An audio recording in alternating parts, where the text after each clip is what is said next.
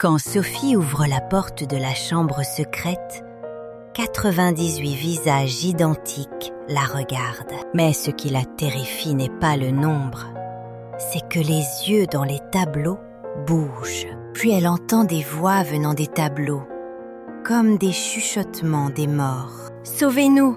Il nous a emprisonnés! Vous êtes la prochaine !» Et la porte claque. Julien se tient là.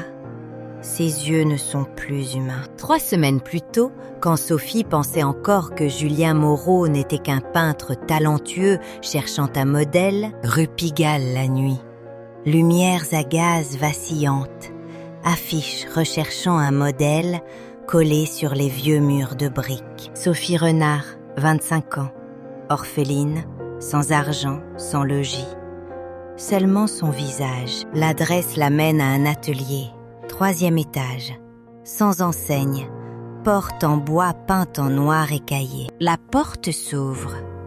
Odeur de peinture à l'huile, térébenthine et quelque chose d'autre, étrangement doux qui flotte. Et la voix de Julien, grave, douce, comme berçant un enfant vers un sommeil éternel. « Mademoiselle, vous avez des yeux exactement comme ceux de la personne que je cherche. » Sophie acquiesce parce qu'elle a besoin de 50 francs par semaine, parce que l'hiver parisien approche. Première séance, Julien demande qu'elle reste immobile.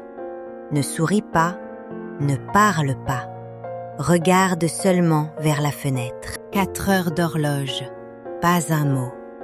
Seulement le bruit du pinceau glissant sur la toile et la respiration de 2 personnes. 2e jour, Sophie réalise quelque chose d'étrange. Julien ne la laisse jamais voir le tableau. 3e jour, elle découvre que Julien peint les yeux fermés. Sa main se déplace comme ayant sa propre conscience. Et parfois, Sophie sent quelqu'un se tenir derrière elle. Mais quand elle se retourne, personne. 2e semaine, Julien commence à poser des questions étranges. Croyez-vous aux âmes? Croyez-vous que l'amour peut exister éternellement, même après la mort? Sophie ne répond pas, parce qu'elle ne comprend pas pourquoi un peintre est si triste, comme ayant tout perdu. Puis un soir, quand elle oublie son châle, elle retourne à l'atelier et voit la lumière encore allumée. Elle monte 3 étages d'escalier en bois grinçant, cœur battant vite, porte de l'atelier entr'ouverte. Et par la fente de la porte, Sophie voit Julien debout, devant un grand tableau, en pleurs. Ce tableau représente une femme aux cheveux blonds, yeux bleus, sourire triste. Exactement comme Sophie. Julien murmure au tableau. « Élise, tu es revenue vers moi, après 20 ans. » Sophie sursaute et recule. Pied marche accidentellement sur une planche, bruit de craquement résonne. Et pour la première fois, elle voit les yeux de Julien changer de couleur, de brun à noir absolu, comme des trous profonds. Julien sourit, un sourire sans joie. « Vous avez vu?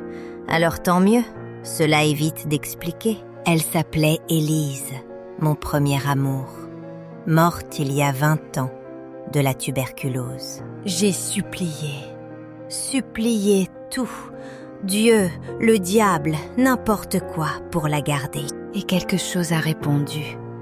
Il m'a donné ce pinceau et un accord. Sophie secoue la tête. Je ne comprends pas. Qu'est-ce que cela a à voir avec moi? Julien s'approche, pas à pas, lentement. Vous lui ressemblez presque parfaitement. 98 femmes. J'ai peint 98 femmes, pris une partie de l'âme de chacune. Quand j'aurai 100 âmes, je pourrai ressusciter Élise dans un nouveau corps. Sophie court vers la porte, mais la porte claque devant elle.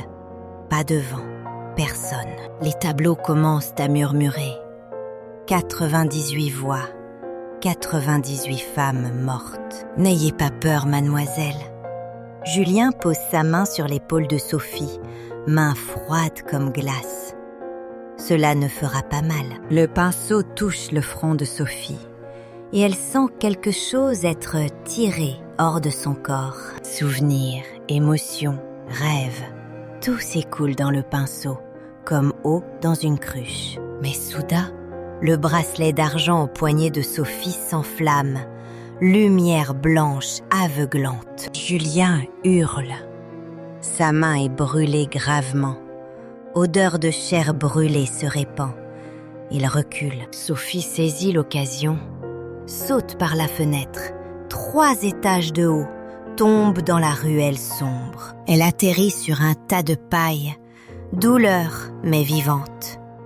Cours, cours de toutes ses forces. Mais Sophie sait, elle ne peut pas fuir éternellement. Parce que Julien manque encore 2 âmes. Elle cherche la 99e, celle choisie par Julien avant elle, nommée Marie Deschamps.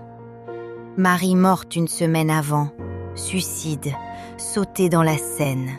Mais avant, elle avait posé pour Julien. Une connaissance de Marie dit « Elle a changé après les séances, comme ayant perdu une partie d'elle-même. » Sophie comprend. Julien ne les tue pas. Il prend des morceaux d'âme jusqu'à ce qu'il ne reste plus rien. Et puis, elle trouve la maison d'Élise, maison abandonnée depuis 20 ans. Dans la cave, elle trouve le journal d'Élise, dernière page, écrite en sang. Il ne m'aimait pas. Il ne pouvait pas accepter la mort. Il aimait l'idée de moi. Et Sophie réalise une vérité plus cruelle encore. Élise ne veut pas revivre. Elle veut reposer en paix. Derrière, bruit de pas. Julien l'a trouvée. Vous ne pouvez pas fuir éternellement. 99, il ne manque que vous. Puis Élise reviendra. 20 ans d'attente vont finir. Sophie brandit le bracelet d'argent. Vous n'aimez pas Élise. Vous avez juste peur de la solitude. Vous la tuez une seconde fois. Julien s'arrête. Pour la première fois en 20 ans, ses yeux noirs redeviennent marrons. Il regarde le pinceau dans sa main, réalise ce qu'il a fait. 98 vies, 20 ans de folie. Je l'ai tuée, même quand elle était déjà morte. L'arme de Julien tombe sur le pinceau. Le pinceau se brise. Et de l'intérieur, 98 fumées blanches s'élèvent. 98 âmes libérées. Mais le prix, sans pinceau, Julien n'a plus rien pour le garder dans ce monde. Merci, mademoiselle, de m'avoir montré que le vrai amour n'est pas possédé. Julien disparaît. Ne reste que le vieux gilet tombé sur le sol froid. Et Sophie seule. 3 jours après, Sophie retourne à l'atelier Montmartre. Cette fois, sans peur. 98 tableaux, toujours là. Mais maintenant, tous sont des toiles blanches, vides. Sophie trouve une petite boîte en bois. À l'intérieur, lettres que Julien écrivait à Élise pendant 20 ans. Chaque lettre, Julien parle d'une femme qu'il peint, décrit en détail, comme racontant une histoire à Élise. Et dernière lettre, écrite un jour avant de rencontrer Sophie. Je suis fatiguée, Élise, plus qu'une personne. Sophie comprend. Julien n'était pas un démon, juste un homme qui ne savait pas lâcher prise. Mais dans la boîte, encore une chose, un petit tableau. Portrait d'Élise réelle. Au dos du tableau, écriture manuscrite d'Élise. Je ne suis pas parfaite, Julien. Je suis juste moi. Sophie sourit à travers larmes. Place tableau sur chevalet, le laisse parmi 98 toiles vides. Elle verrouille porte-atelier, laisse se passer où il appartient et sort dans Lumière de Paris. Un mois après, Sophie debout devant tombe d'Élise, apportant ce petit tableau. Il vous aimait beaucoup, mais il aimait à sa manière, pas la vôtre. Vent léger souffle, feuilles tombent, comme une réponse. Merci. Sophie se lève, regarde bracelet d'argent à son poignet, maintenant brillant à nouveau. Elle sort du cimetière, sans regarder en arrière, parce que les vivants doivent continuer d'avancer. Quelques semaines après, elle retourne poser comme modèle, mais cette fois pour peintre qui voit, elle, personne réelle. Tableau de Sophie ne se ressemble pas, parce qu'il peigne une personne, pas une illusion. Une nuit, elle rêve de Julien. Il est debout près d'Élise. Tous deux sourient et disent « merci ». Sophie se réveille. Dehors fenêtre, aube parisienne, nouveau jour commence. Elle ouvre journal, écrit première ligne. « Je suis Sophie Renard et je choisis de vivre ». Sous cette ligne, elle continue. « L'amour n'est pas à retenir, c'est laisser partir ». Mois passent, atelier Montmartre loué par jeune peintre, il trouve 98 cadres, toiles. Il décide de transformer atelier en galerie. Invite jeune peintre peindre portraits de vraies personnes. Et au centre galerie, encadré sous verre, petit tableau d'Élise, femme imparfaite. Jeune fille reste longtemps devant ce tableau, larmes tombent. Elle est belle, belle parce que vraie. Sophie visite parfois galerie, debout devant tableau Élise, sans mots, juste sourire. Bracelet argent toujours à son poignet, mais maintenant pas pour protéger, pour se souvenir. 5 ans après, galerie devient destination célèbre. On l'appelle le lieu authentique. Jeune peintre raconte histoire de cet atelier, de Julien, des 99 âmes. Aimer vraiment n'est pas posséder quelqu'un, c'est les laisser libres d'être eux-mêmes. Sophie, maintenant 30 ans, elle ouvre propre atelier, enseigne, enfant, peindre, portrait. Enfant demande « Madame, pourquoi vous ne peignez pas plus beau ?» Sophie sourit. La beauté, c'est être soi-même. Ce soir-là, Sophie, devant fenêtre, regardant Paris scintillant de lumière et se sentant complète. Pas besoin perfection, pas besoin immortalité. Juste vivre vraiment est déjà précieux. Au loin, cimetière Montparnasse. Tombe Élise, couverte fleurs sauvages, personne plantée, pousse seule. Comme Élise elle-même fleurissant, à sa manière, libre, personne possédant. Et si vous passez rue Montmartre tard dans le nuit, parfois vous entendez encore quelque chose d'étrange. Bruit pinceau léger sur toile. Pas fantôme, juste vent et mémoire. Et dans galerie, tableau. Élise sourit toujours, un sourire libéré. Parce que aimer vraiment n'est pas retenir éternellement.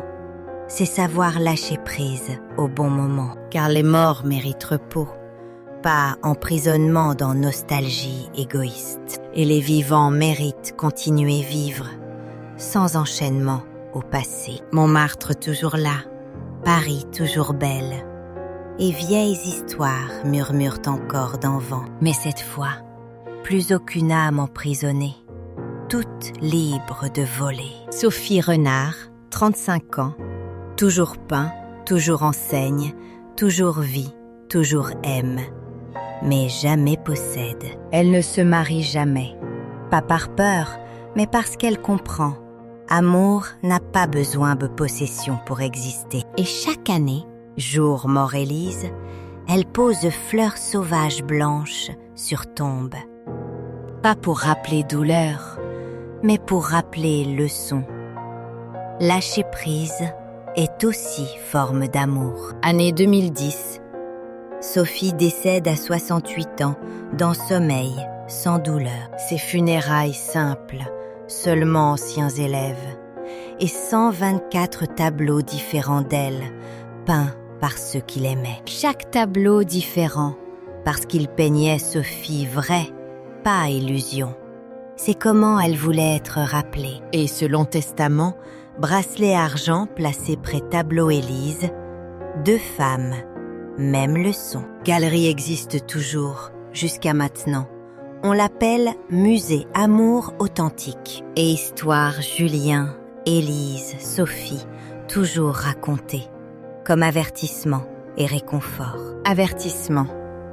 N'aimez jamais au point oublier qu'ils ont besoin liberté. Réconfort. Lâcher prise ne signifie pas ne pas aimer. Et ce soir, si vous passez Montmartre, levez yeux vers 3e étage, lumière toujours allumée. Mais cette fois, lumière de vie, pas d'obsession.